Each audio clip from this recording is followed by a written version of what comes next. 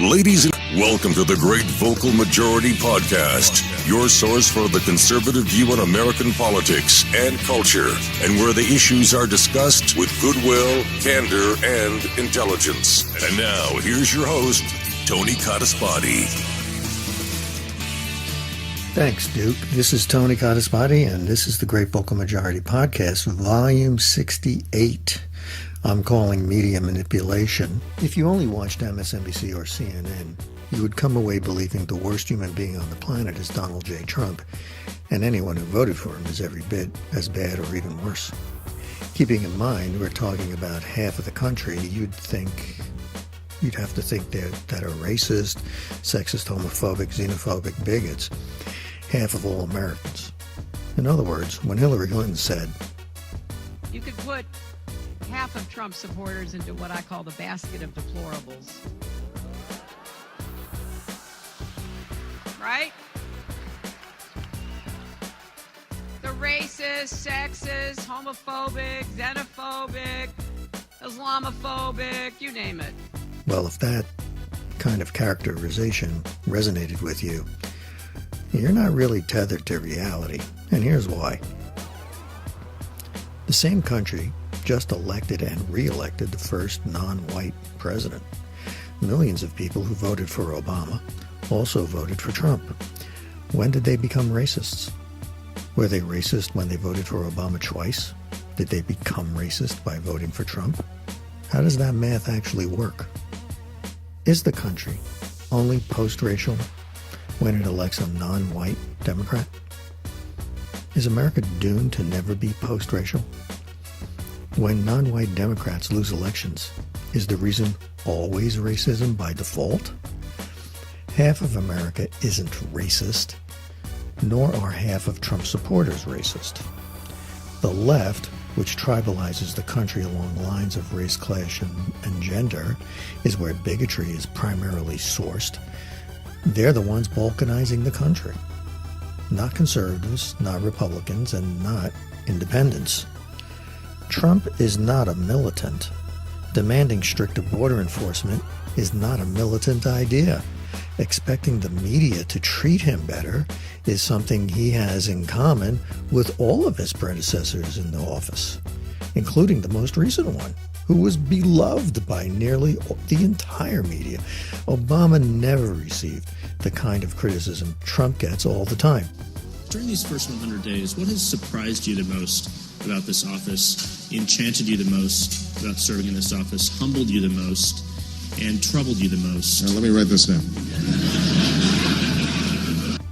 Even when Trump exercises his clearly defined constitutional duties, Trump is criticized, whereas Obama violated those constitutional guardrails regularly, and the media either whitewashed it or ignored it entirely. Presidents should expect to be criticized. Criticism, and nothing but criticism, is nothing but advocacy. What happens to a person who subjects themselves to a constant barrage of media propaganda designed to assassinate the character of President Trump? What happens when they're told every day that the president of their country is a tyrant, is a law unto himself, a dictator, just like Hitler, a racist, a sexist, a homophobe, a xenophobe, a white supremacist, a Nazi? What happens to a person when they are constantly told you must hate this president in order for you to be a good American? What happens when you are told consistently that you must confront people who differ from you politically, even physically confront them? What is the proper response of people who are convinced they need to fight a president and his followers who are, quote, just like Hitler and the Nazis, unquote? Because that is the message being sent every day, all day long on CNN and MSNBC. Now, what does all this mean? Well, among other things, it means that telling us what to think has evolved and telling us what to say. So telling us what to do can't be far behind.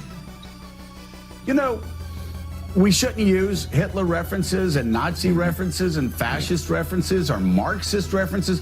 When you tell people they may only talk a certain way, and then you tell them they may only think a certain way, is it any surprise that these same people will also be instructed that there is only one certain way to behave? It would have to affect your thinking.